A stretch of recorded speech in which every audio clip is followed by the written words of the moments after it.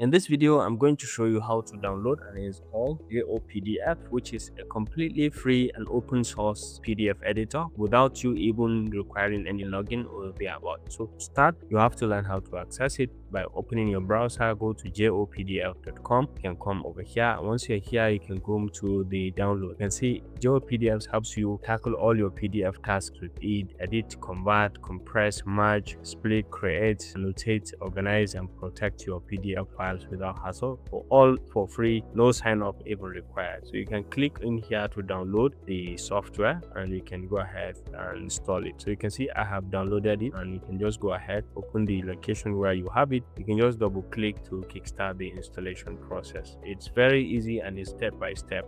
I've already installed mine. Okay, so you can just follow through and just install. So installation is very easy and it's completely free to use. All right, installation is complete. You can always click to open, and this is JOPDF. Recent files, you can edit PDF and do many other things that you have in here. If you found this helpful, please leave a like.